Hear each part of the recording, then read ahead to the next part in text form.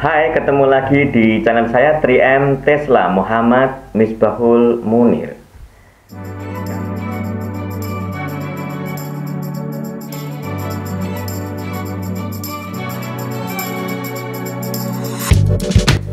Kali ini kita akan membahas mengenai menganalisa penyebab mengapa terjadi kasus ompalitis, kaki kering, dan lemas pada ayam broiler. Kadang-kadang teman-teman menerima ayam atau pada saat pemeliharaan menjumpai adanya ayam yang ompalitis, kaki kering, dan lemas sampai dengan lumpuh. Nah, sebelum membahas mengenai bagaimana menangani masalah ini, kita harus tahu lebih dahulu penyebab utamanya. Sulit menyelesaikan masalah tanpa tahu akar masalahnya. Nah, kembali ke menganalisa penyebab mengapa terjadi kasus ompalitis, kaki kering, dan lemas pada ayam broiler. Pertama, ompalitis. Apakah ompalitis itu? Jika kita bertanya kepada teman-teman dokter hewan, maka ompalitis itu atau infeksi kantong kuning telur pada ayam merupakan salah satu bentuk infeksi lokal dari penyakit kolibasilosis. Jika dilakukan nekropsi atau bedah bangkai, maka ditemukan perubahan pada organ dalamnya seperti peradangan pada pusarnya, serta kuning telur tidak terserap secara sempurna, yang akibatnya material kuning telur menjadi keras. Katanya, jika ciri-ciri ini terjadi, bisa dipastikan ayam telah terkena kolibasilosis dalam bentuk ompalitis. Jadi jelas, ompalitis itu oknumnya adalah kolibasilosis. Lalu, siapakah kolibasilosis itu? Dari berbagai sumber yang saya rangkum, seperti ini, bahwa E. coli itu ukurannya 1,4 mikron dengan diameter 0,4 sampai 0,7 mikron. Kebutuhan oksigen, dia ini kadang bisa dengan oksigen, kadang juga bisa tanpa oksigen, atau dia bisa anaerobik, bisa juga aerobik. Namanya adalah fakultatif anaerobik. Suhu optimumnya adalah 35 sampai dengan 40 derajat Celcius untuk E. coli. pH optimum adalah 7 sampai dengan 7,8. Apa hubungannya dengan ayam? Atau bagaimana hubungannya dengan ayam? Suhu tubuh ayam pasca menetas adalah 40 sampai dengan 40,6 derajat Celcius. Sedangkan setelah DOC, suhu tubuh ayam adalah 40,58 sampai dengan 41,89 derajat Celcius. Dengan pH sistem pencernaan di bawah 6,3. Lalu pada saat awal pemeliharaan kita mengalami namanya periode brooding atau masa brooding, yang mana suhu lingkungannya itu ditinggikan sebagaimana pernah saya jelaskan sebelumnya. Nah, kalau kita bikin diagram Venn dari berbagai macam informasi tadi, bahwa lingkungan E. coli dengan suhu optimum antara 35 sampai 40 derajat Celcius dan optimumnya pH adalah 7 sampai dengan 8,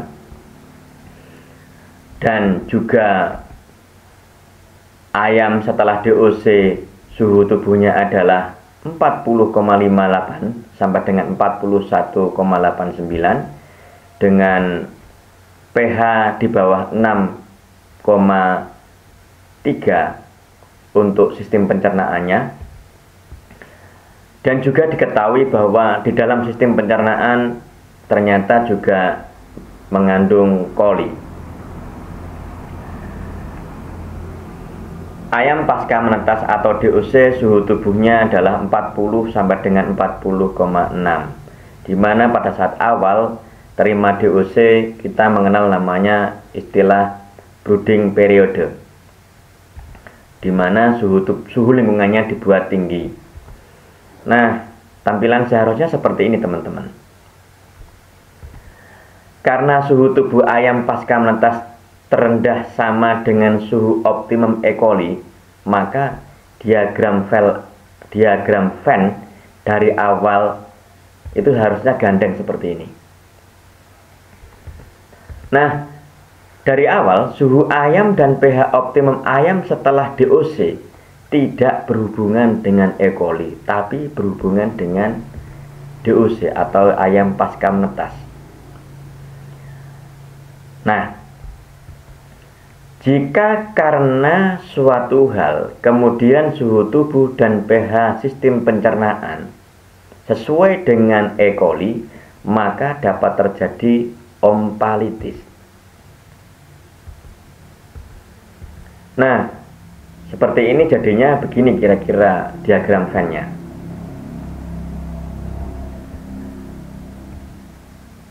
Apakah suatu hal itu?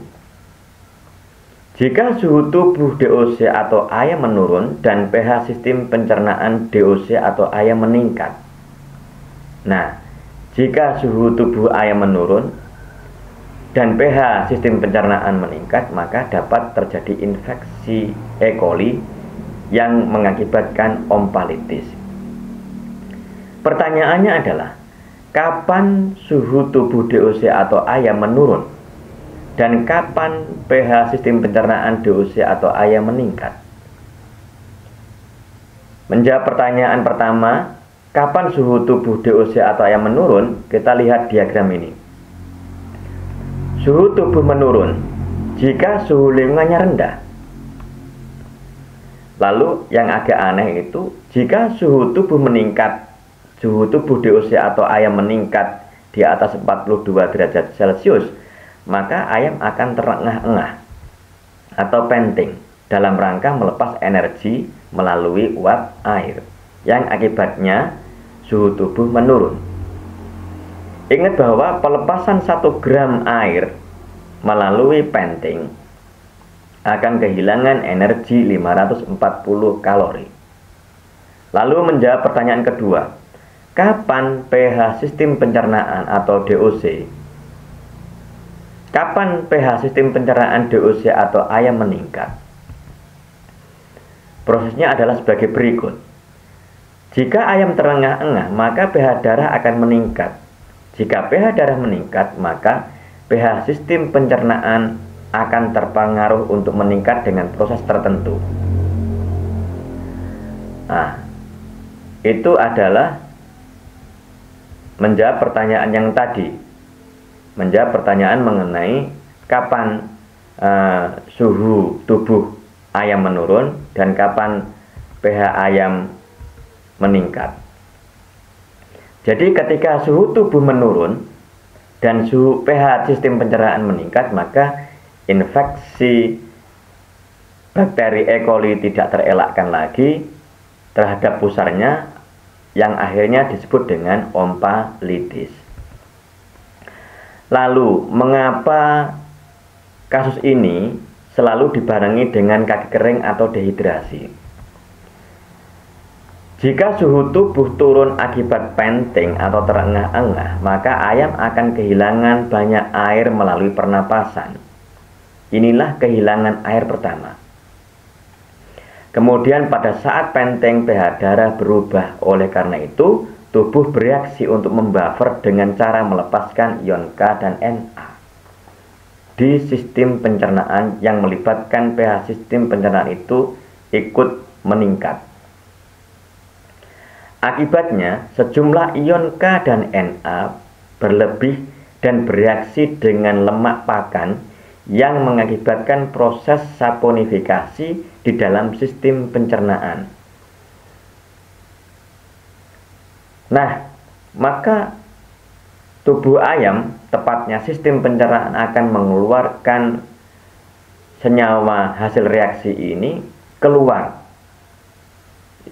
yang mengakibatkan diare. Nah, inilah kehilangan air yang kedua. Maka biasanya ompalitis akan dibarengi dengan kaki kering atau dehidrasi. Kemudian, mengapa DOC atau ayam lemas? Karena kehilangan energi 540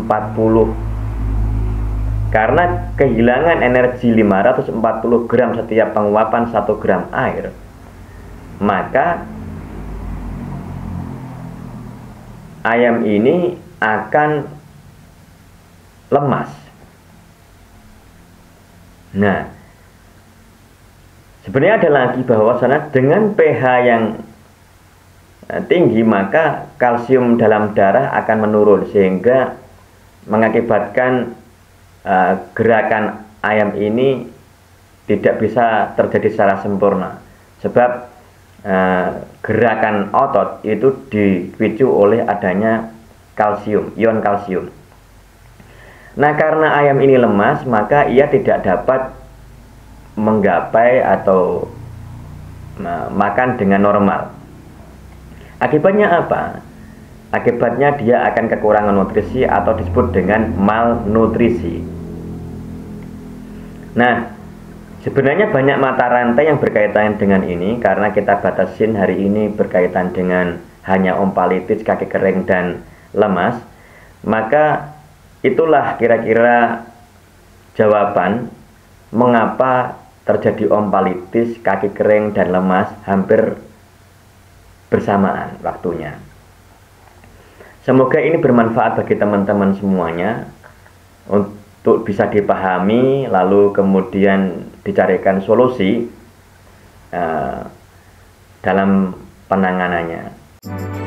Teman-teman, jika ada pertanyaan dan komen, mohon untuk ditulis pada kolom komentar, dan mohon tekan like serta subscribe. Jangan lupa bunyikan lonceng. Bye.